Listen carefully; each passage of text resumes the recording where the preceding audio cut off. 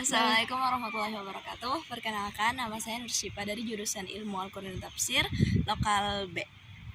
Dengan dosen pengampu Ibu Fitriani SPD STHI MPD. Nah, di sini saya akan mereview pelajaran mata kuliah tentang bahasa Indonesia, yang mana video ini bertujuan untuk menyelesaikan tugas ujian akhir mata kuliah tersebut.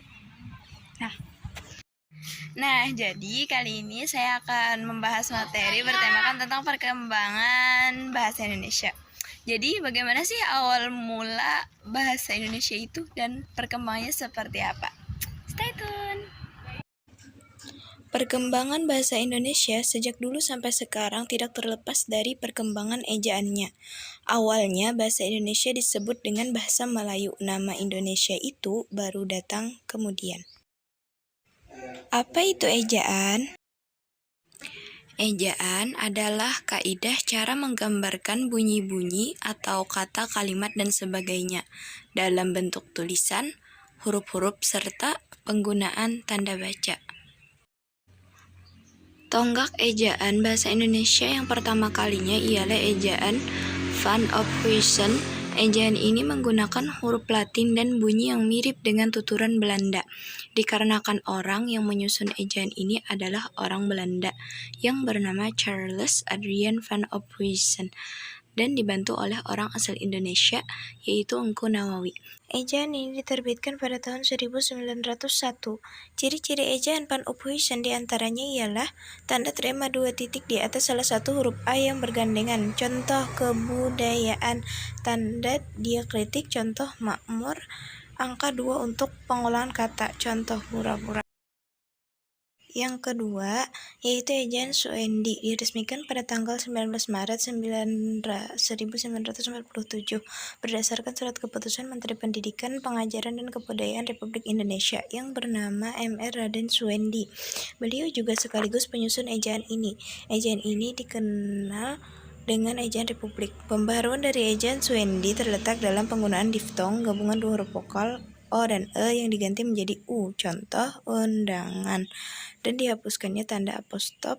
Nah, tanda apostrop ini diganti menjadi huruf K atau tidak dituliskan sama sekali, contoh rakyat menjadi rakyat. Yang ketiga ialah ejaan pembaharuan. Melalui Kongres Bahasa Indonesia II di Medan tahun 1954, Profesor Yamin menyarankan agar ejaan Suendi disempurnakan. Pembaharuan yang disarankan panitia diantaranya ialah membuat standar satu fonem satu huruf dan diftong, ai, au, dan oi dieja menjadi ai, au, dan oi. Tanda hubung juga tidak digunakan dalam kata berulang yang memiliki makna tunggal. Contoh, kupu-kupu jadi kupu-kupu tanpa tanda hubung.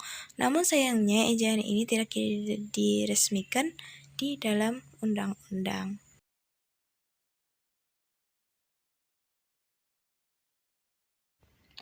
Pada tahun 1961 sampai 1967 disusun ejaan Melindo. Ejaan ini akronim dari Melayu Indonesia. Perubahan yang diajukan ini tidak jauh berbeda dari ejaan pembaharuan. Perubahan yang ada pada ejaan Melindo yaitu huruf DJ diganti menjadi J, TJ diganti menjadi C, huruf ing diganti menjadi N. Rencana peresmian ejaan ini gagal dilaksanakan karena kesulitan tulisannya dan menjadi konfrontasi dengan Malaysia.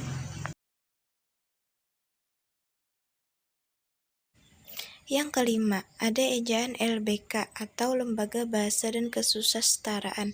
Ejaan ini lanjutan dari ejaan Melindo. Panitianya masih campuran antara Indonesia dan Malaysia, dibentuk pada tahun 1967. Dalam ejaan ini istilah-istilah asing sudah mulai diserap seperti ekstra menjadi ekstra, kalb menjadi kalbu. Yang keenam yaitu ejaan yang disempurnakan atau IED. Ejaan ini berlaku sejak tahun 1972 sampai 2015. Ejaan ini mengatur secara lengkap tentang kaidah penulisan bahasa Indonesia. ED mengatur tentang unsur bahasa serapan, tanda baca, pemakaian kata, pelafalan huruf E, penggunaan huruf kapital, dan penggunaan cetak miring. Selain itu, huruf F, U, K, X, Z yang kental dengan unsur bahasa asing resmi menjadi bagian dari bahasa Indonesia. Dan ejaan bahasa Indonesia yang kita gunakan sekarang ialah ejaan bahasa Indonesia atau yang bisa disingkat dengan EB, berlaku sejak tahun 2015 berdasarkan Peraturan Menteri Pendidikan dan Kebudayaan Republik Indonesia Nomor 50 Tahun 2015 tentang Pedoman Umum Ejaan Bahasa Indonesia. Ejaan ini menggantikan ejaan yang disempurnakan. Nah, jika kalian penasaran bagaimana sih aturan-aturan di dalam ejaan EB yang sekarang ini kita gunakan, silahkan download PDF di bawah ini. Mohon maaf apabila ada kesalahan penulisan kata ataupun penjelasan dari saya. Thanks for watching.